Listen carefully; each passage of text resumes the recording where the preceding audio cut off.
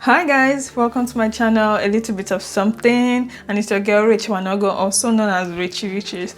Today I'm going to be talking about the processes involved for your study visa. Now this is the part 2. If you haven't yet watched the part 1, please click the link in my description box down below or click the link up here. So you have to watch that before you come and watch this one. So in this part 2, I'm going to be talking about money and the cost involved for you to prepare for your study application. How much are you going to pay? What should you expect? Because a lot of things surprised me actually. So stay tuned and I'll be right back.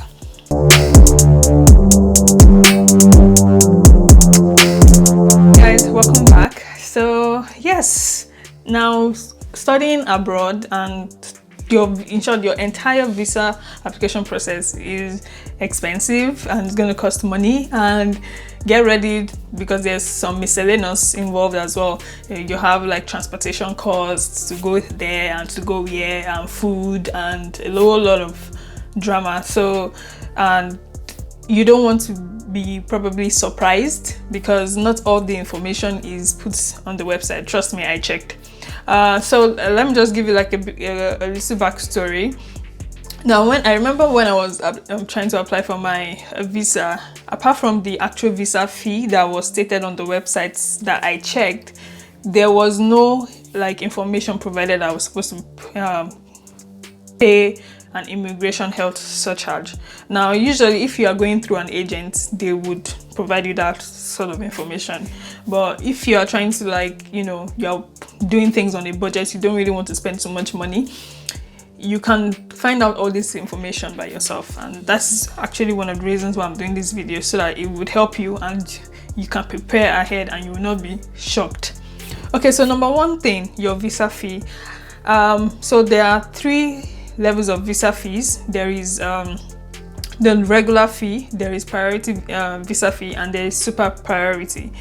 So the regular is just for you to get it probably within a month or within 2 months, depending on how fast they want to attend to you anyways. So priority, you get it within a week or 2 weeks, and super priority, you get it probably in 2 days or instantly. But I never did super priority. So but for me, I did the priority visa and I got it within a week. So, and the reason why I did the priority visa was because I didn't have time. My CAS came in very late, like I talked about the CAS in the first video. The CAS number is what is usually used, given to you by the school in order for you to apply for your visa. So my CAS came very late and I couldn't apply on time, and I needed the deadline for registration was very close. I had basically like a couple of days, so I had to do the priority visa so that it would get to me on time and I wouldn't have to pay some extra money or have to forfeit my admission and stuff like that.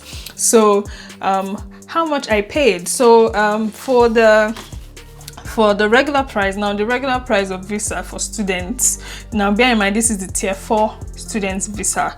I'm not talking about any other kind of visa, this is for the tier 4 student visa. Now the regular price is the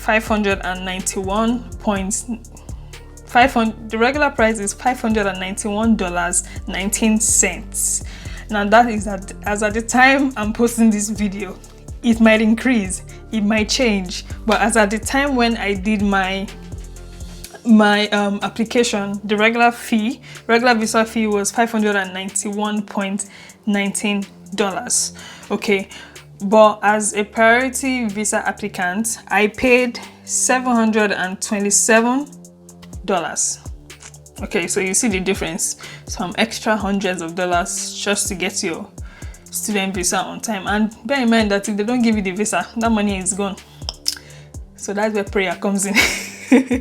Okay, so I paid student visa priority visa $727, and then now bear in mind, apart from your regular visa fee, you're also going to pay an immigration health surcharge, which was I paid $562.50.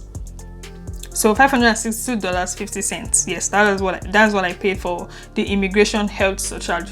supposed to be like a health insurance something. I don't know. Like that was the surprise, because they don't put all this information on the site. It wasn't that information concerning the immigration health surcharge. I didn't see it. It was when I knew I was going to pay, but I didn't think I was going to pay immediately. So when you get into the gov.uk site, you start your application process, you put in your email address, and the first thing you see is pay your immigration, either the visa fee or the immigration. I was not sure which one came first, but one of them came first, and I actually thought that was the visa fee, and then I paid, and then another thing popped up because I couldn't proceed with my application without paying for the second one. So I think I paid for the priority visa first, and then the immigration health page popped up that you have to pay immigration health fees. So bear that in mind as well. And then for your tuberculosis certificates, you will pay, as at the time I paid 54,000 naira. Also bear in mind that if your tuberculosis testing comes back negative, or if it comes back with symptoms of tuberculosis, you will have to wait for 10 weeks to do a new test and pay again.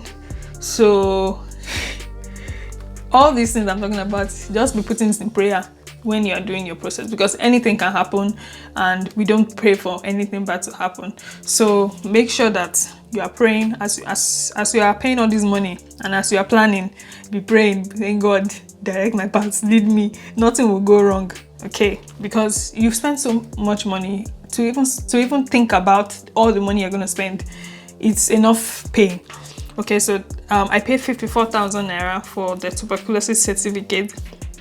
And then I paid after you pay all those monies, you need to book an appointment. Once you've paid your UK visa, you need to book an appointment at the TLS contact center. Now the TLS contact, they are visa application partners to the UK, so it's more like the center where they do all the processing on behalf of the UK embassy.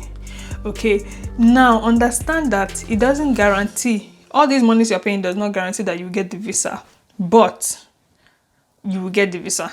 Okay, so when you are going to pay a service charge, I'm not sure of the one in Ikeja, but the one in Victoria Island, the TLS contact center in Victoria Island, where the visa is being processed, you pay a service charge of £55. I paid a service charge of £55.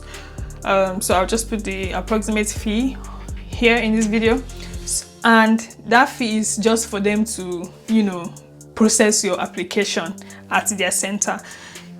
Now understand that just because you've paid your UK visa fee, that is your priority visa or your immigration visa, you have to pay the visa the service charge. More like you're using their facility basically. So you pay the service charge, and you do that online, because once you are done filling your form on the gov.uk website, they will direct you to TLS websites where you pay that service charge, and then you book an appointment. Now, booking your appointment, usually on the TLS website, there will be different options where they will tell you, do you want to scan your documents yourself, or do you want us to help you, or do you want us to do photocopy for you? I think for me, all those things are just scam. All those things are just scam. They're just looking for ways to make more money. You can basically, I was a bit favored because I worked in a printing house when I was in Lagos, so it was easy for me to I could do scanning and whatever myself. So I scanned it myself. You can do it yourself, and I think you should be able to do it. If you're going for studies, you should be able to do it yourself. You should be able to probably go to any business center and have everything scanned clearly for you and upload it yourself. All you need is internet and laptop. Once they scan it in the business center, you can take it home and have that uploaded yourself. Chikena. It's not it's not anything that you couldn't handle, especially if you're coming as a student.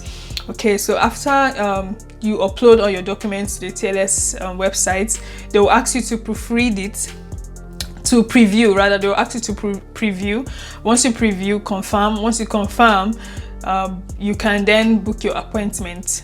So make sure that you are booking your appointment at the time that is convenient for you.